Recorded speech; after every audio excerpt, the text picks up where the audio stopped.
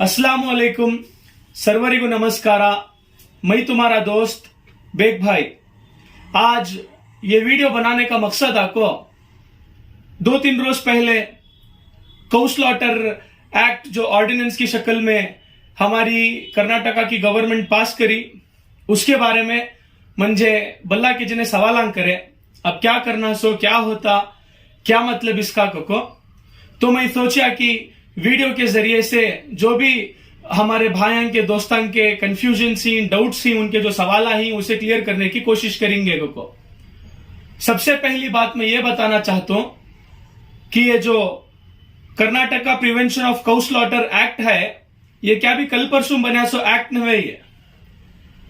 ये एक्ट को 1964 से है। यह उसकी एक किताब यहां क्लियरली मेंशन है, the Karnataka prevention of cow slaughter and cattle preservation act 1964। इसका मतलब 1964 से भी ये कानून हमारे कर्नाटका में है को। ये कानून के ऊपर जरूरी तब्दीली आको है सो वो क्या कहते बीजेपी गवर्नमेंट को इलेक्शंस में जो एक पॉलिटिकल पार्टी का मैनिफेस्टो आता वो मैनिफेस्टो में चुनो क्लियरली मेंशन करको थे। उनका इलेक्शन का मुद्दा था सो वो काउ स्लॉटर को हमें कंप्लीटली बैन कराते इनको। अब उन्होंने ये बातें बोल को इलेक्शन जीत को आको हिंसो तो ये बातें के ऊपर उन्होंने अमल करना जरूरी था। उन्होंने करको ही Karnataka prevention of slaughter and preservation of cattle bill को उसे 2020 को बोल को इन्हों लोग एमएलएस जो बैठती लोअर हाउस, एमएलसीज जो बैठती अपर हाउस, दो हाउसेज आती इनसो सेंट्रल गवर्नमेंट में रहते या स्टेट गवर्नमेंट में रहते। लोअर हाउस आपको मेंबर ऑफ लेजिस्लेटिव असेंबलीज जो बैठती वो जो विधानसभा है नहीं वो एमएलएस बैठती इनसो। उसके ऊपर अपर हाउस एमएलसीज बैठती INSO members of legislative council. ये बिल आपको उन लोग 9 तारीख दिसंबर 2020 को प्रेजेंट करती। बीजेपी की मेजॉरिटी है, ये बिल वहां से क्लियर होती है। बिल क्लियर होते ही कानून नहीं बनता। लोअर हाउस में पहले आता, लोअर हाउस के बाद में अपर हाउस को आता। अपर हाउस में उनके पास मेजॉरिटी नहीं होने की वजह से यह बिल को कानून नहीं बना था, ठीक है। लेकिन 5 तारीख जनवरी को जो अपर हाउस का डिप्टी स्पीकर थे धर्मेगौड़ा जेडीएस पार्टी के, उनका कुछ वजह से इंतकाल होता सो दूसरे दिन सेशंस नहीं है। अपर हाउस का सेशंस टाइम बीइंग के वास्ते स्टॉप हो को इन्हों टेक्निकल पॉइंट के ऊपर क्या करती, इन्हों ऑर्डिनेंस की शक्ल में इसे पेश करती और इसे गवर्नर को कंसेंट भी दे डालता। जैसे ही गवर्नर ये ऑर्डिनेंस को साइन करता वो ऑर्डिनेंस को एक्ट की शक्ल में कन्वर्ट होता। अब पुराने एक्ट को भी नए एक्ट में क्या फर्क है? पुराने एक्ट में भी क्लियरली क्या बोलता, सेक्शन 5 पुराना 1964 का जो सेक्शन 5 था उसमें prohibition against slaughter of animals without certificate from competent authority. पहले भी जानवरों को काटना मना था सोच, 1964 से भी जानवरों को काटना मना है सो यहां। लेकिन इसमें एक्सेप्शंस क्या था का तो 12 साल के ऊपर के जानवर को काट सकती, जो जानवर दूध देने के लायक नहीं है, खेतीबाड़ी करने के लायक नहीं है, या वो जानवर से क्या भी फायदा नहीं है, वो जानवर को क्या तो भी मार लग को माजूर हो गए, वैसे जानवरों को काटने की परमिशन थी। परमिशन लेको काटना था सो वो पहले क्या हिसाब से चलने को था आप लोग बेहतर जानती। लेकिन अब जो अमेंडमेंट हो को है ये अमेंडमेंट के हिसाब से देखे तो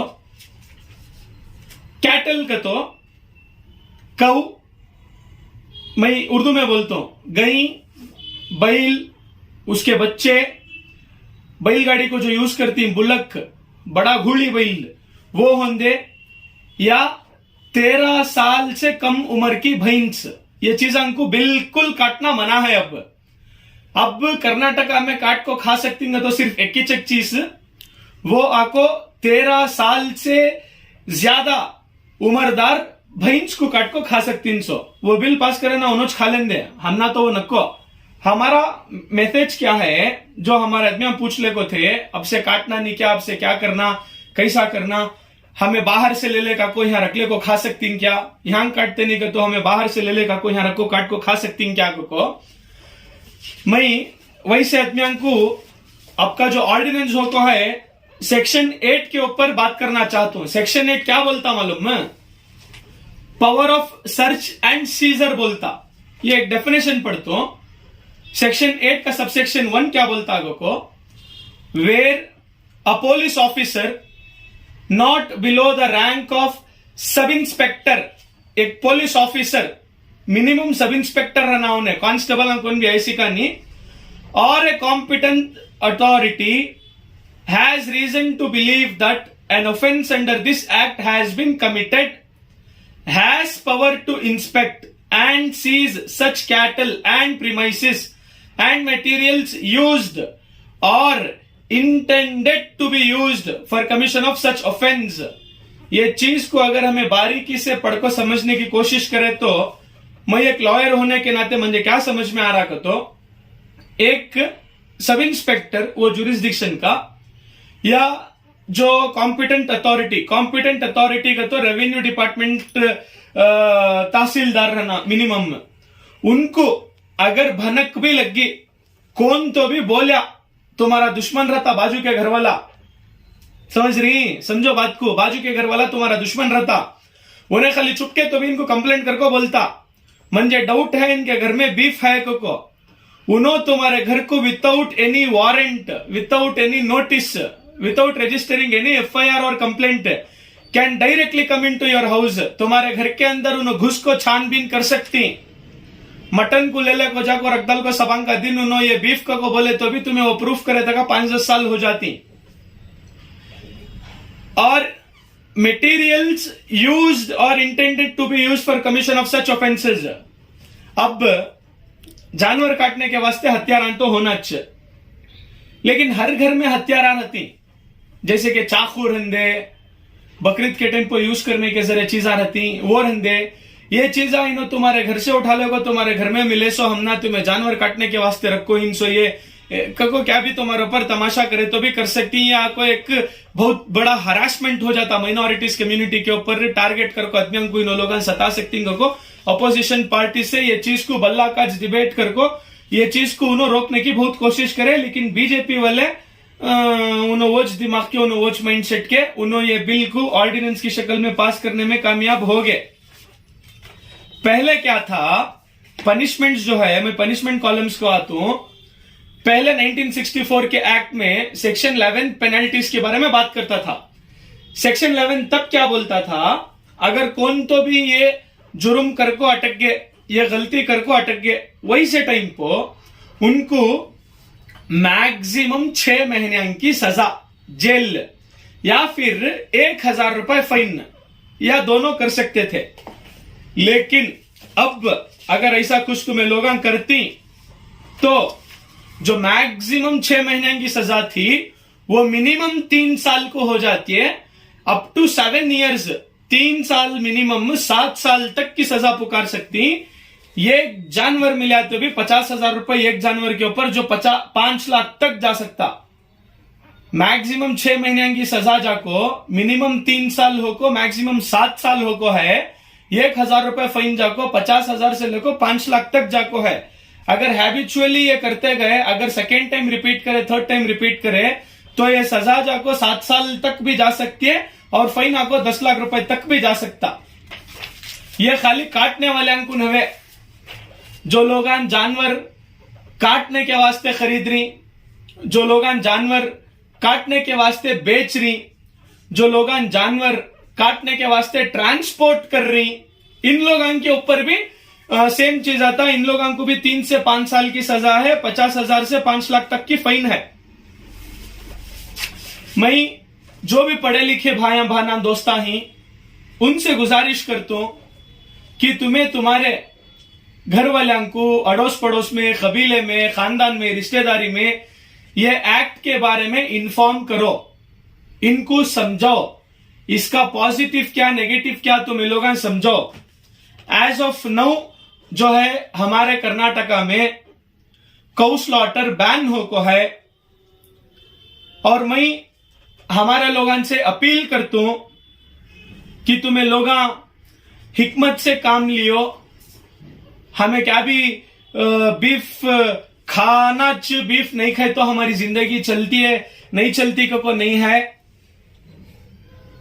अगर प्रैक्टिकली और टेक्निकली हमें ये चीज के ऊपर जाती, अगर हमें कौ स्लॉटर एक्ट के ऊपर देखती, तो सबसे ज्यादा तकलीफ होती सो हमारे फार्मर्स को, हमारे किसानों को, ट्रांसपोर्ट एजेंसीज को, जो बीच में दलाली का काम करते थे उनको,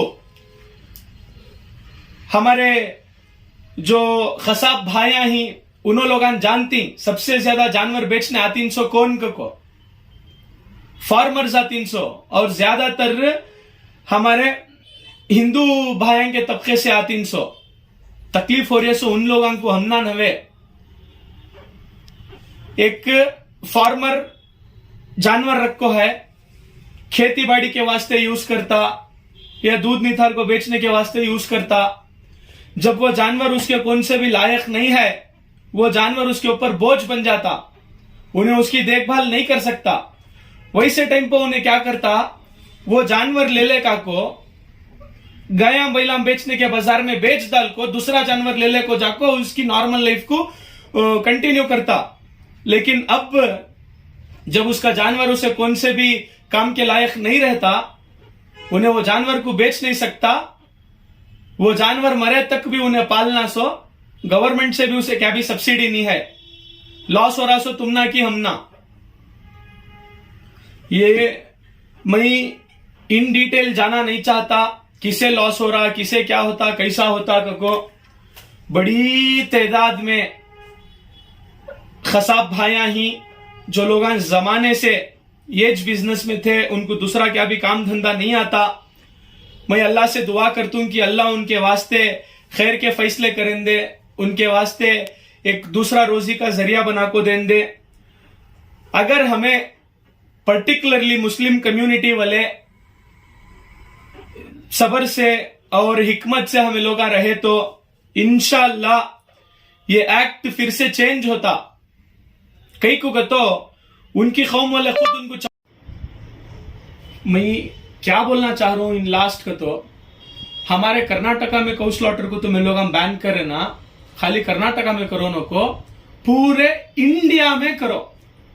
पूरे इंडिया में सेंट्रल गवर्नमेंट में हुकूमत है तो बीजेपी की, नरेंद्र मोदी प्राइम मिनिस्टर, उन्होंने तो माइनॉरिटीज के खिलाफ, फार्मर्स के खिलाफ काम करने में एक्सपर्ट माहिर ही उन्होंने जनाब। हमारे इंडिया के जो लार्जेस्ट कौ स्लॉटर हाउसेस ही वो आपको गैर मुसलमान के, अरेबियन एक्सपोर्ट्स प्राइवेट लिमिटेड, नाम अरेबियन एक्सपोर्ट्स का, लेकिन उसका ओनर आपको mister Sunil Kapoor. MKR frozen food experts, लेकिन उसका ओनर आपको mister Madan Abbott. PML industries private limited, उसका ओनर का नाम आपको AS बिंद्रा। चंडीगढ़ में, न्यू दिल्ली में, मुंबई में इंडिया के टॉप कौ स्लॉटर हाउसेस जो ही वो बड़े बड़े ब्राह्मण्स वाले, ब्राह्मण्स कम्युनिटी या हिंदू कम्युनिटी के भाइयंस चला रही सो, उन्होंने चला रही नहीं, वो जगह पर भी बैन करो। पूरे इंडिया में कौ स्लॉटर को बैन करो। पूरे इंडिया में कौन भी कौ स्लॉटर नहीं करना, because it is hurting sentiments of our Hindu brothers and sisters. हमें उन लोगों की इज्जत करती, कदर करती, उनके कस्टम्स को, उनको तर तरीके की हमें कदर करती, तो हमें मोदी से गुजारिश करती कि तुम्हें प्लीज पूरे इंडिया में भी ये बिल को पास करो, गईं का गोश्त नहीं काटना को। जब तुम्हें पास करती सबसे ज्यादा लॉस होता सो फार्मर्स को, तो तुम्हें इधर क्या करना का, तो जो किसान उसका जानवर बेच नहीं सकता, अब उसके वास्ते तो लॉस हो रहा सो वो जानवर को तुम्हें लोग रख लो, किसान को नया जानवर दे डालो। तुम्हें कर सकते कि तुम्हें लोग ये जो लोग एक जानवर बेच डाल को दूसरा जानवर खरीद ले को उनकी खेती बाड़ी के काम को करते थे, उन लोगों ने तुम्हें जानवर खरीद ले को तुम्हारे घर में ले लग जाको रख लियो और उनको नया जानवर दे डालो।